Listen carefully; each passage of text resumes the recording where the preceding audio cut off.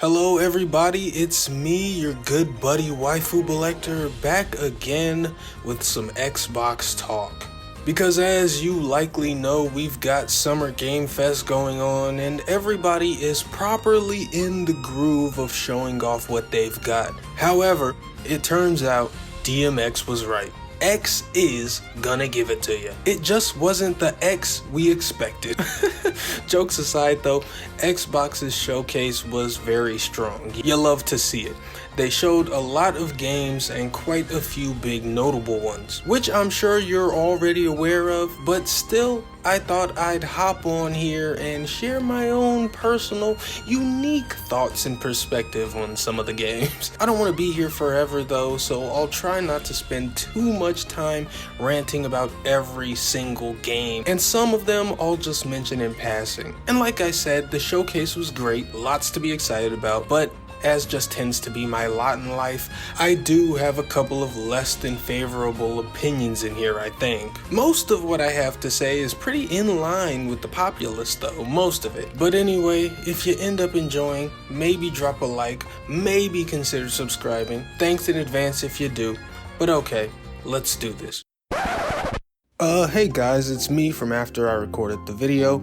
I said all of that and recorded this whole video and forgot to talk about Call of Duty Black Ops 6. And it's just kind of because Call of Duty is like the air of video games. It's just always around, it always exists, it's always nearby. So much so that I forget it's even there.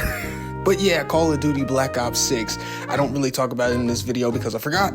But hey man, it looks cool. I'll be playing it with my friends like everybody else. Okay, back to the other stuff. And we're opening with a whopper, man. Oh yeah, that good shit. Doom: The Dark Ages. It's some sort of cyber medieval Doom. This shit is sick. Now, this has been rumored for a bit. Early rumors had it as Doom Year 1, and then later Dark Ages. And as we can see here, it is called The Dark Ages, so I'd guess that Year 1 was an early title. But whatever, point is, a new Doom game is here, and it looks sick. The Doomslayer has a fucking shield that he's throwing around like Captain America. It's amazing. And it looks like the shield is also replacing your chainsaw. And at one point we see the Doomslayer do what looks like a parry on a Hell Knight. So that's cool. I mean, we also see the shield just used as a shield as well, which is also really cool. And then we also have this flail that we see get used a few times. Looks like a fairly standard melee, although I'm sure it'll be used in some cool finishers as well. Maybe it'll replace your blood punch or something too, I don't know. There's also a number of new demons that we can see that weren't in Doom Eternal, as you might expect.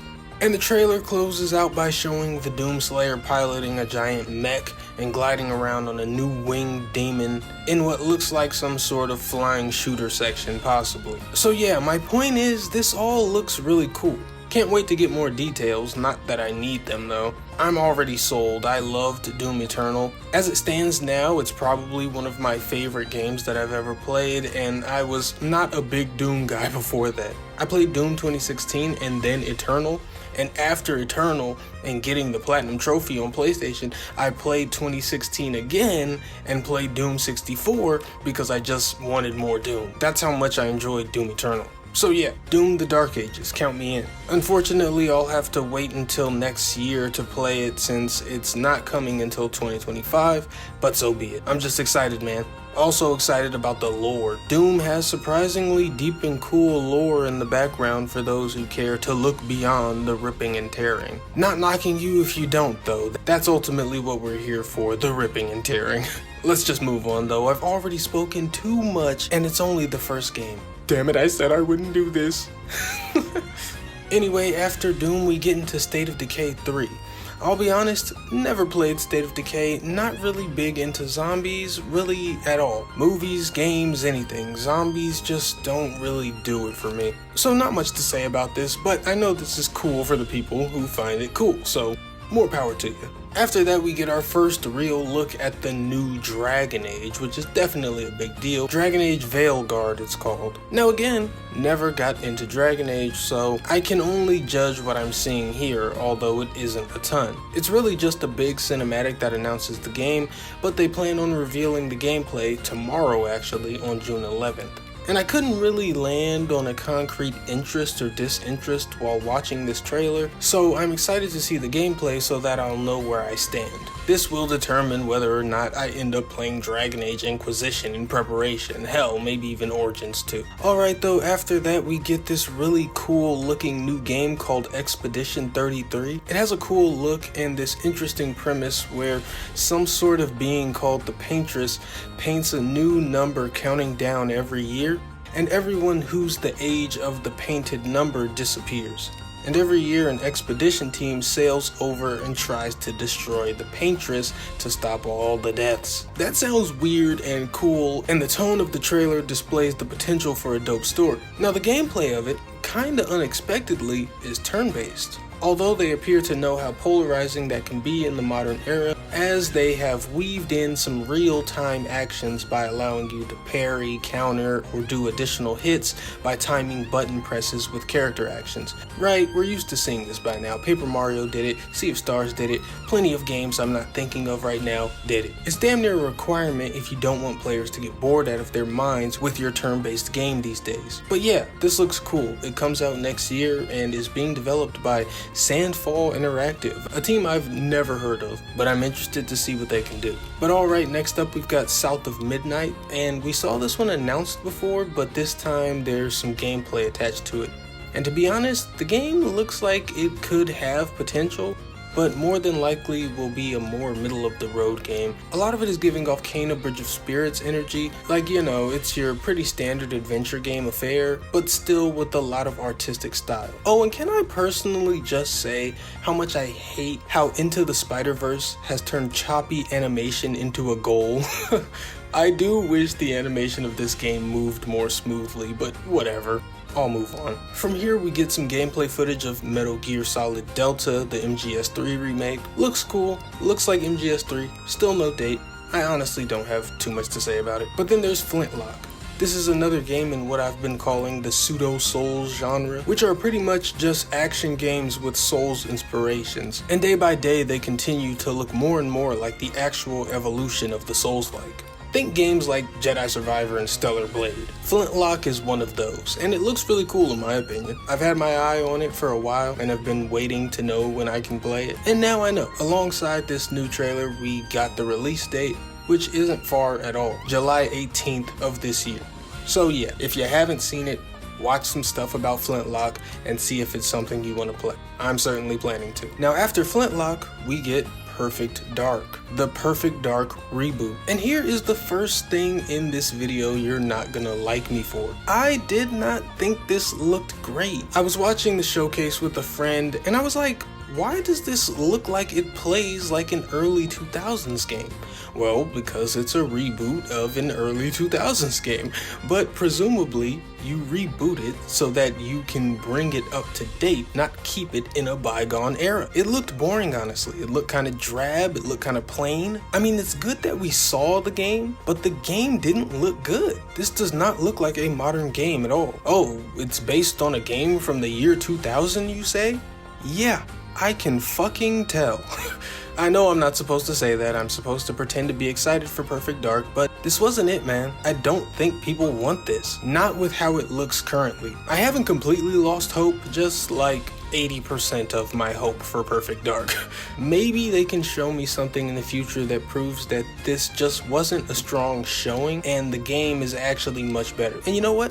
Maybe it's just my own ignorance. This trailer kinda looked like Deus Ex or Dishonored and things of the like. Games I've never been interested in, so maybe I just lack the understanding to see why this is actually a good trailer. But then again, where are those franchises now? Whatever though, on to the next game. And it's Fable. Another look at Fable with a bit more gameplay this time, and it's looking good. I'm getting excited for this game. I enjoyed Fable when I was younger, although it was pretty far from my favorite, and as I grew up, I am now firmly in the camp that those original Fable games were just very of their time, sort of like Infamous was on the PlayStation side. And if Fable were to ever come back like it is now, a lot should change. And it appears a lot has, but clearly we're still maintaining maintaining the comedic feel of Fable. We don't want that to go anywhere. And I wouldn't be surprised if the comedy actually ends up being better than the originals, just based on the first couple of trailers we have. But we'll see. Anyway, we're getting some story hints here in this new trailer, a few glimpses at gameplay and magic, but nothing super substantial just yet. I like what I've seen, but definitely need to see more to be sure. But okay, enough Fable. Now I'll say the second thing I'm not supposed to say in this video. There was kind of a cool looking hero shooter. I'm sorry, I know we hate hero shooters because reasons, but I just like video games, guys. I don't know what to tell you. I like multiplayer ones, single player ones, live service ones, 5-hour ones, free to play ones, pay to play ones, whatever. I actually just like good video games, and I think they can come from anywhere. I'm sorry. And here was something that looked good. Can it end up being bad? Sure, but it looked good. It's called Fragpunk. Not the greatest name, admittedly, but it looked good. It's got the very trendy Arcane-esque art style going on, although I think it's quite vibrant looking all around, including its environments. All that's well and good, but not what made the game stand out particularly. The thing that looked really cool was the game-altering card system, where you have these cards that you can activate mid-game that add modifiers to the match or change the environment. We see the Death's Embrace one in the trailer that will summon a Reaper who will automatically kill opponents that drop below 30% health. There's one that makes enemies' heads bigger so you can land easy headshots. There's a card that grows tall grass to hide in, and one that adds chain lightning to your bullets, all kinds of shit. And I know I have to hate this, guys, I know, but it seems like a cool idea. The game might be onto something based on this small bit that we saw in this very short 1-minute announcement trailer. It's not coming out until next year, so it might be a while before we see it again, but I'm pretty sure I'm the only one who cares anyway. So let's just move on. I'm sorry, I liked it. After Fragpunk, we got a look at the new Life is Strange Double Exposure. I'm not into Life is Strange personally, but the friend I was watching the showcase with is, and I understand that this game has come back to the classic character, Max Caulfield. So that's just swell.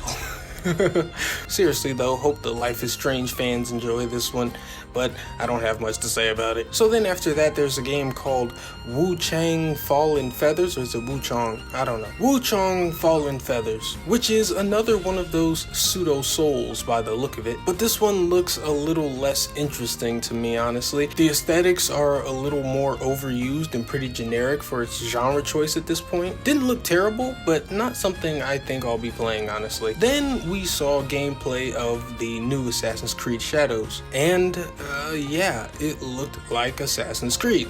I don't know what to say really. I don't play the franchise. I recognize this is a big deal though. But we then got shown Stalker 2, which looked pretty cool. Never played the first one, and it feels like this one's been coming forever, but what we saw looked cool. Anyway, I just went over all that stuff to get to the showstopper, the final announcement of the showcase, a new Gears of War. But it isn't Gears 6. No, we're going back to the beginning. We're going back to E-Day, Emergence Day, when the Locusts first attacked, for those who don't know. We get this cool cinematic trailer where a very young looking Marcus is having a 1v with a Locust soldier. It's really cool. And of course they tug on your heartstrings a little with the sight of Dom coming in near the end of the trailer. And I gotta say, I find it interesting to go back rather than close out the current story. Gears 6 was supposed to wrap this all up, and now it's just dangling in favor of going all the way back to the beginning. It makes me a little bit scared that we won't ever get that proper ending to the new Gears trilogy, but whatever. Clearly this E-Day trailer is cinematic, so there's zero gameplay speculation for us, at least not that would be based in anything. I will say that one of my predictions for the story is that they are basically gonna do The Last of Us's opening, but in Gears. We're gonna get that big shattered piece moment that sort of every apocalyptic scenario has to show us. I can't wait for it though, man. But yeah, as much as I'd probably rather have this be Gears 6, I'm gonna play it all the same. I don't think it has a date attached to it yet, but when it does show up, I'll be there. And okay, that's it. I think it was a great showcase, something for everybody, lots to get excited about, And we've said this before, but hopefully this time this can truly mark a turning point for Xbox. But even if it doesn't, we'll get some cool games either way, it seems. So that's pretty much it. Leave a like and consider subscribing if you enjoyed this. Until next time, I am WaifuBoLector. I am just a normal guy. I like hentai, and there was no Wolfenstein 3 announcement, so 0 out of 10 would not recommend. Goodbye.